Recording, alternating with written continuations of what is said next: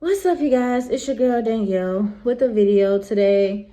More like an update. I know you guys have not seen me in about maybe a month and a half at the most, or maybe like a month and a few weeks. But before I go ahead and give you guys an update on what's been going on, you go ahead, like, comment, subscribe, turn post notifications on, like this video, and comment below if you've been through the same situation or you know anything or anybody that's been in the same situation that I'm about to tell you guys. So yeah, so a lot's been going on at home. Some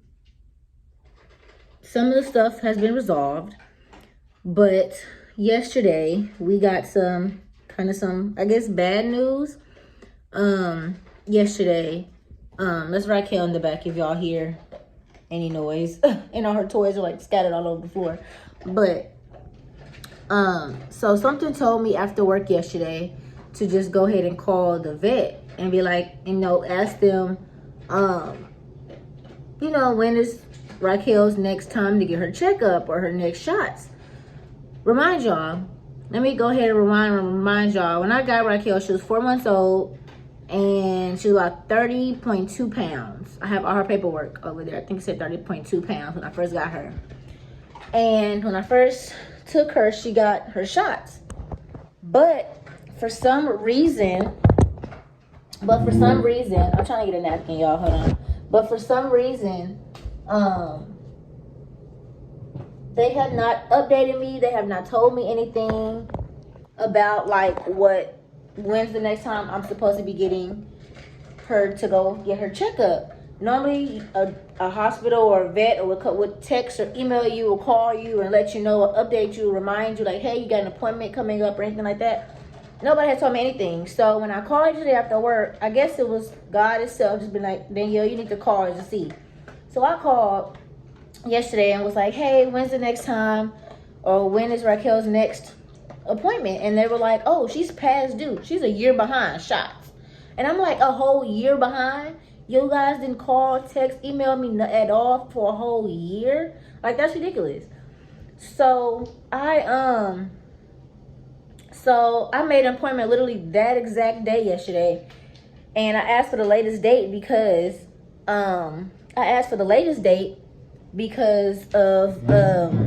because Babe was out. He had a hair appointment. He was out getting his hair cut, and so I didn't know what time he was gonna make it home. So I was like, okay, well, let me just go ahead, make an appointment today. But let's just do it whatever the latest time y'all could get us in. And so the lady was like, oh, I can get you in at 5:15. So I was like, okay, cool, let's do that. So made her appointment for yesterday, that exact day yesterday for 5:15. Called Babe, let him know, and we took her in.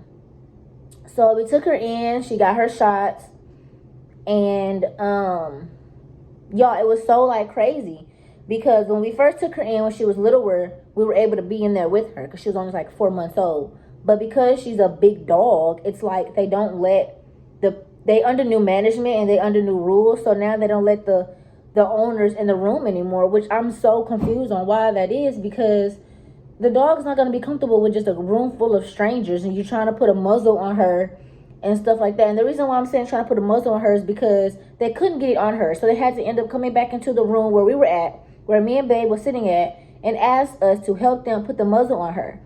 And so I went ahead, got the muzzle on her, and they were like, okay, we're just going to go ahead and give her shots here. Since she's comfortable with y'all, she's going to have to, he was like, well, normally don't do this because she's 58.2 pounds. She was 30.2. She's 58.2 pounds. Hey! She hears noise outside. Any little noise that's not our car, she barks at. Raquel, sit down. You're okay. Come here. You're okay. You're okay. So, yeah. So, she's probably going to be making some noise. But yeah, so we had to muzzle her. And let me remind you, when we first got her, she had a whole scar around her whole snout.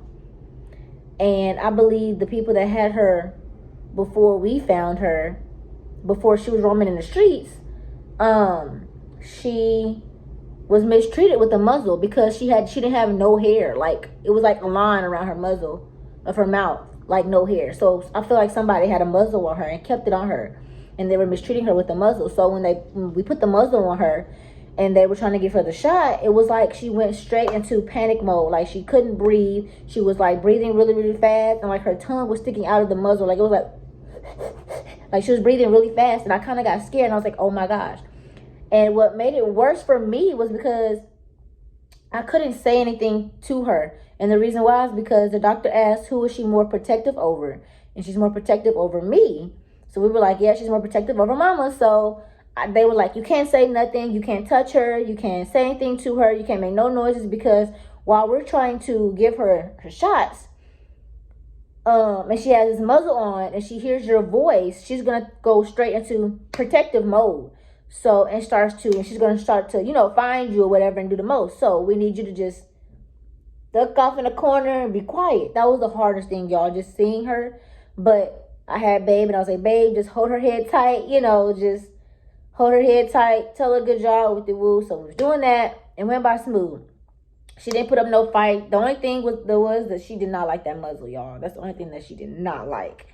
So that happened. Then she was trying to get it off, y'all. I mean, she was trying to get it off. She did not like that. I've never put a muzzle on her since I've had her. Never.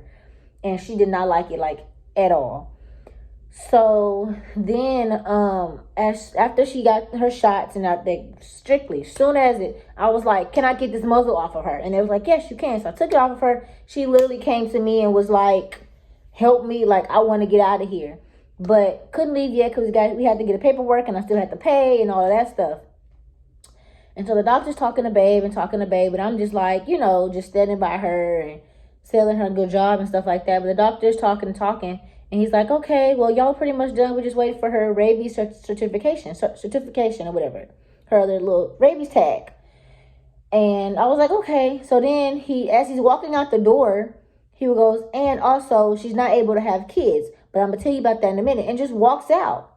And so Babe was like, oh, okay, she'll be able to have kids. And I was like, no, Babe, I think he said she's not able to have kids. And so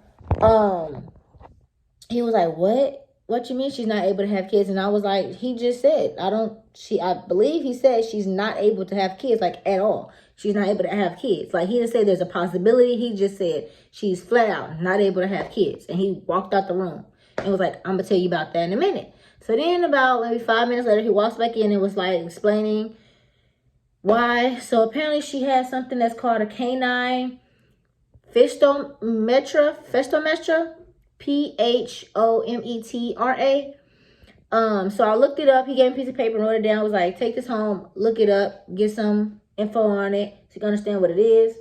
But he basically gave me like a idea and explained to me what it is. So basically what it is that because her hoo-ha in the back, if y'all can see, I don't know if y'all can see, but in the back, like right here, it's kind of like her hoo-ha.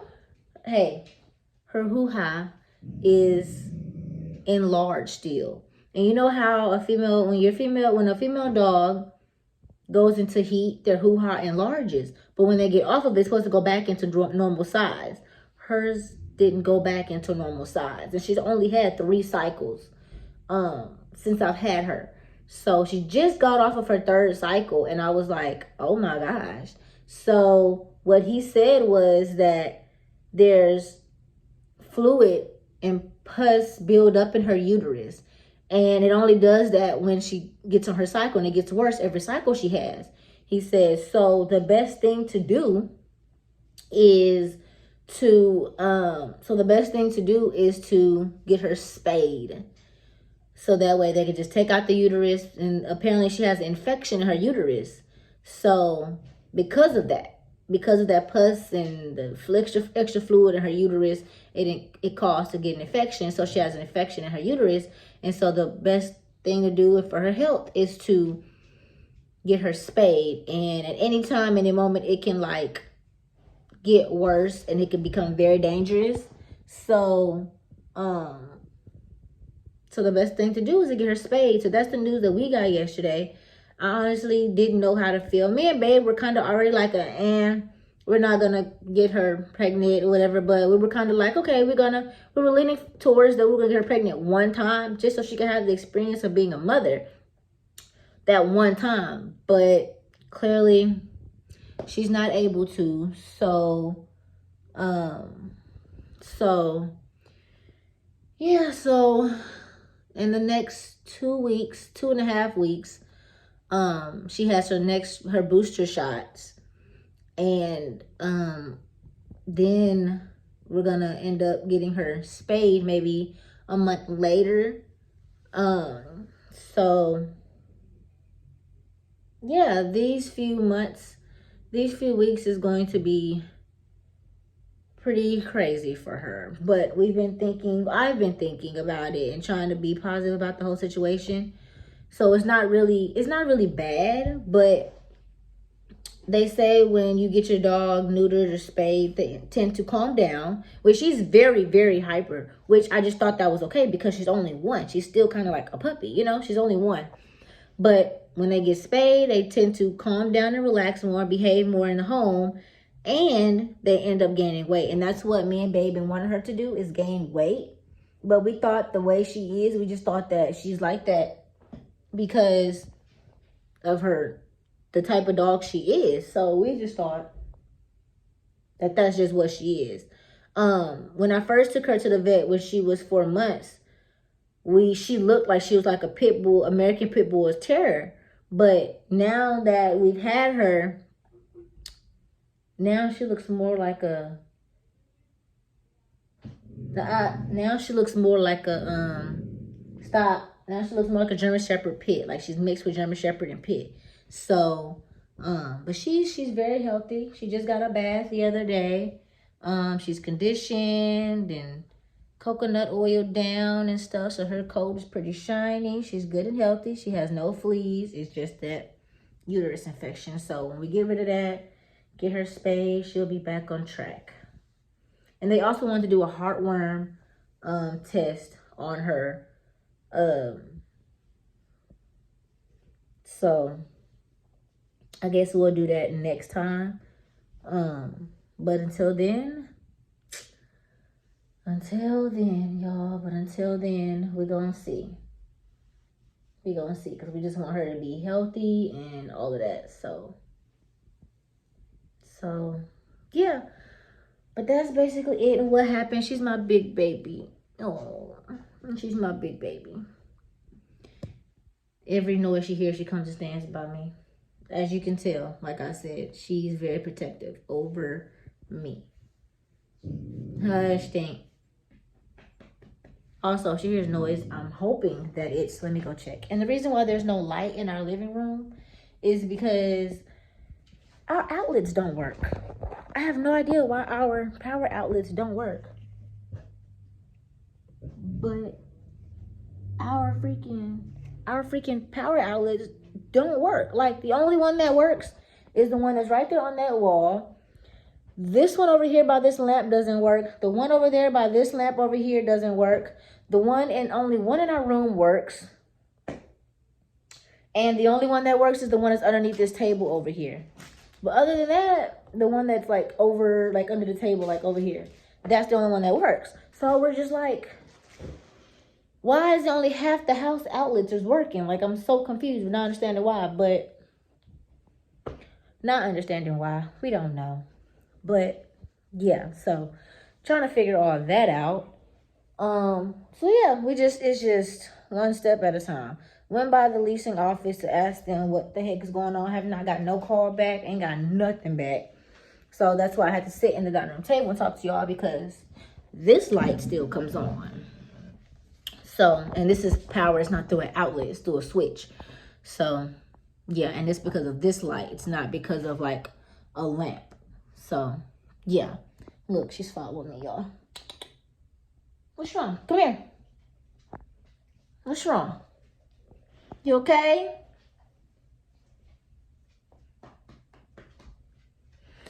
So yeah, you guys. So it's only been at least one whole full day since she had her shots, and right now she has to be kind of like cooped up in the house. She can't be out. like she normally is. She can't be playing with other animals for maybe the rest of this month. So she's gonna be cooped up in the house, not able to play with other animals. My sister's dog not gonna be able to come over. She's not gonna be able to go over there. So yeah, this is gonna be a hard month for her, or a hard 2-3 months for her. So not just for her, for me, just seeing her like this. So yeah. But yeah, you guys, but yeah, so I was just giving you guys an update. Thank you guys for watching this video. If you guys have actually watched this whole video, thank you guys so much. Tell them, say, you guys, can you pray for me? Yeah, tell you, can you tell them? Say, hey guys, can you pray for me? Yeah, tell them. But yeah, you guys, so that's really it. So yeah, that's about it. Thank you guys for watching this video. Go, like I said, like, comment, subscribe, comment below what you guys think of this situation, and yeah, bless you. See you guys in the next video.